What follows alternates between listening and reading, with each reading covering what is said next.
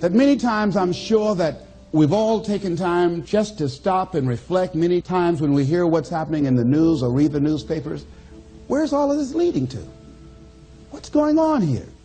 And so I think that now more than ever, we must begin to look at what are the things that we can do that would put us on some firm footing in life, that will enable us to do some things and use some powers that we have, that many of us go through life never ever discovering that we have those things going for us.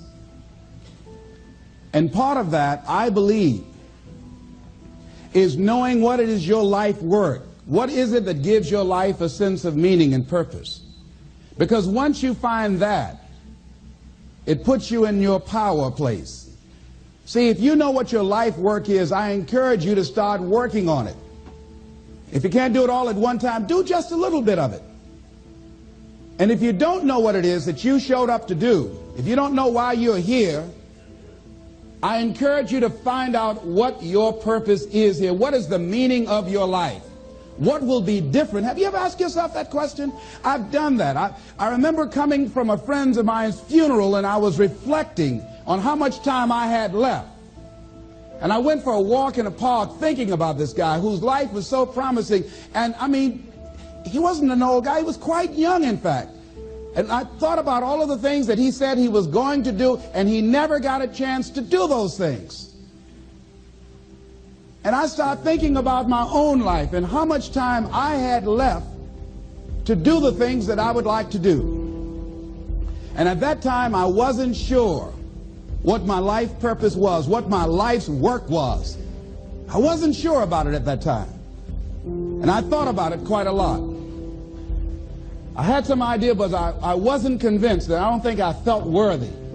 I didn't believe that it could be me to do this kind of work that I'm doing right now.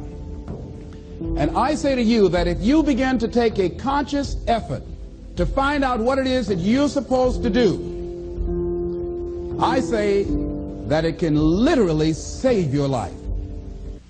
I said that it can literally save your life. 85% of the American public, according to recent studies, are going to jobs that they hate, working on jobs that do not challenge them. They get sick thinking about going. Because, see, when you go to a job and you already know how far you can go, you can already see that proverbial glass ceiling. See, when you're going someplace and you already know how much you're going to make, you already know how far you can go, you're in a dead-end position. It erodes your self-esteem. It lowers your sense of yourself. It creates an inner turmoil. It creates an emptiness in you. So I say that your life is worth finding what it is that you're supposed to do. And I'm not saying quit your job. I'm saying find it and do just a little bit of it. Just start working at it just a little bit, but do find out what your work is and hold on to it, and don't let your dream go. Don't let it go. See, and here's something else I want you to begin to look at. Why is it that most people don't pursue their dreams or don't do better than what they're doing if they're capable of doing it? I think that many of us don't go the next step because we don't know what to do yet. And I say that the reason that we don't even explore the possibility of what to do is because subconsciously we don't believe that it can happen for us, and we don't believe that we deserve it. So here's what I'm suggesting. How much time do you spend working on you? How much time do you spend every day working on your dream? In the last 90 days, how many books have you read? In the last year, what new skill or knowledge have you acquired? What kind of investment have you made in you? So I'm saying that as you begin to look at where you want to go, if you want to make it today, and things are changing so fast you have to literally run to stand still, I'm saying that you've got to make some conscious effort to begin to work to develop you. Here's something else. Most people are not living their dreams because of fear, ladies and gentlemen. Fear, limited vision, and lack of self-esteem. is what keeps most people doing things they don't want to do. The same reason that people stay in relationships where they're abused or they're unhappy or it's unfulfilling, they can't see themselves beyond that relationship. They can't see themselves enjoying life without that person. They think that this is all that they can do. The same reason that people get stuck at a certain level in life, they can't see things being better for them. And they think that this is it and this is all they deserve. This is all they've ever seen. It's been passed on to them. And they think that this is it for them. Oh, no. I was looking what Dr. Blanton, Smiley Blanton, who is a colleague of Dr. Norman Vincent Peale, what he said about fear. He said, fear is the most subtle and destructive of all human diseases.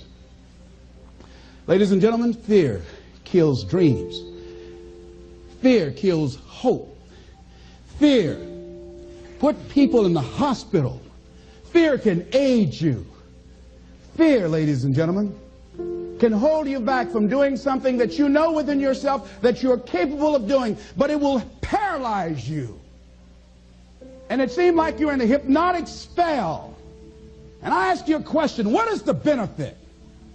What's the benefit of allowing fear to hold you back? What's the benefit of giving up on yourself?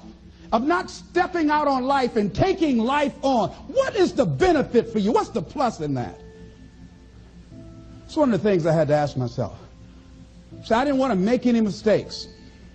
I wanted everybody to like me. I wanted to be perfect the first time I did something. It's not going to happen.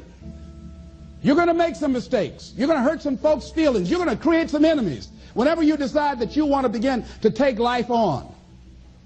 You've got to ask yourself, how long am I going to allow this to hold me back?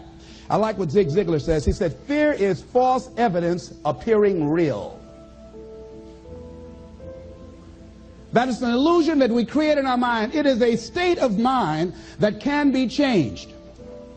So let's look at how we can begin to take some steps to restructure that fear, to begin to expand our visions of ourselves, to begin to increase our self-esteem. Webster said that self-esteem means confidence and satisfaction in oneself.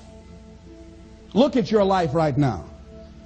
Whatever you've done up to this point in time, your life is working. Whatever you have produced, it came out of you as a result of the kind of person that you have become. It's a result of your choices. It's a result of your consciousness. Now you have to ask yourself, are you satisfied with what you have produced? Is this what you want? Would you like for things to be better than this? Do you believe that you deserve better than this? Or are you content? This is it. You don't have to do anything else. That you'll already resign yourself in life and say, well, I'm happy. I'm not starving like the people in Calcutta. Are you allowing yourself to get off the hook like that? Or do you believe somewhere in the back of your mind or in your heart that there's some other great work for you to do? There's something else that life has for you. And that's why you're here. How do we handle this fear factor? How do we increase our self-esteem? You have to begin to fortify yourself. How do we do that? I believe that you have to begin to consciously monitor your inner conversation and start talking to yourself. Start building yourself up. Sometimes the only good things you will hear about you are the things that you say to you. So I'm saying learn to be your own booster. Start building yourself up. Start encouraging yourself. Start saying, I can do this. I can make this happen. When I started thinking about becoming a speaker, I said, yes, I can do this. I can make this happen. When I start trying to convince myself I can be a businessman after flopping and failing and losing thousands of dollars and feeling stupid and dumb and having people take advantage of me because of what I didn't know, I had to talk to myself because people were saying to me that I was dumb. And somewhere in the back of my mind, I was saying, you're right. Look at what I've done. I had to say, no, Les. Hey, come on, man. Get yourself together. You can handle this. You just haven't figured it out yet. It's all right. This is your training period. This is the tuition you have to pay for what you don't know.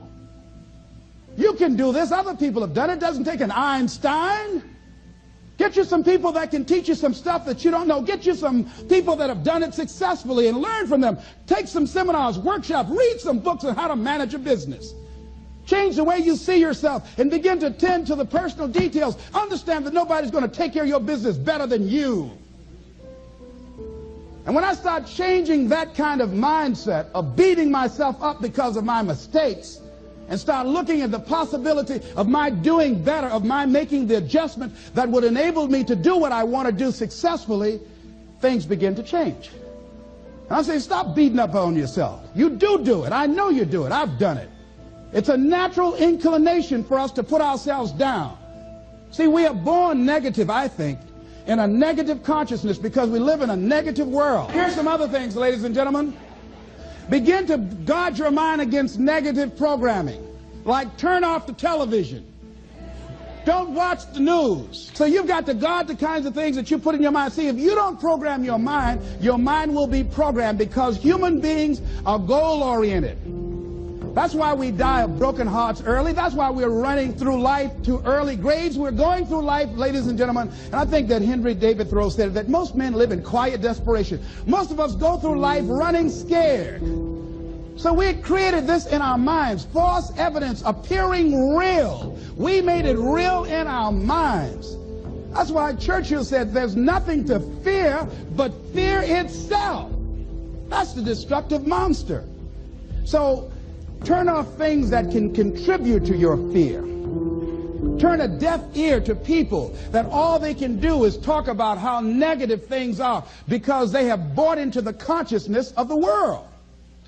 Start attending workshops, seminars, listening to tapes on a daily basis to begin to recondition your mind, to retrain your thinking. Faith comes by what? Hearing and hearing and hearing. Listen to things that can empower you, that can enable you to create a new reality for yourself, in a new life for yourself. You might appear to be strange around most people. You know, most people think you're strange if you're happy today. See, these people have not found their purpose in life. That's why they're grumpy. That's why they're miserable. That's why they're so negative. They're hurting and they want to hurt other people. So start practicing using programs for your mind. Seminars, books, workshops. Keep a journal. Record your thoughts. What's happening with you? Every day when you get up, have a journal near you. See, ladies and gentlemen, we get 3 to 4 thoughts a year that if we would act on those thoughts, they could change our life. What idea are you sitting on? Write your ideas down. And then, once you get that idea, take the leap. Take the leap. See, it's out here in the universe. If you don't take the plunge, I guarantee you, somebody else will. Take the plunge. Go into action. And ladies and gentlemen, you will be surprised at how things will come together. You'll be surprised. Now, you're going to have some difficult challenges. I can tell you that now. Be aware of that. Things are not going to work out exactly right. For a time they will, sometimes. And that's when life is just playing a game with you. I want you to feel good and relax. But ladies and gentlemen, go into action with your dream. And don't avoid where the fights are. Get in the midst of the fight. Get knocked down so you can learn how to fight, so you can hold your position. See, most people don't get out in the arena of life because they don't want to fight. Most people don't get out there because they don't want to get knocked down. They don't want to be dropped to their knees. But see, you're going to be dropped whether you're on the field or whether or not you're sitting on the sidelines. You're going to be dropped. So at least get dropped for something. See, that's how most people are spectators in life. You don't want to be a spectator. You want to get out in the field where the action is. And you will be amazed. After the struggle, there will be a calm period and things will begin to click for you.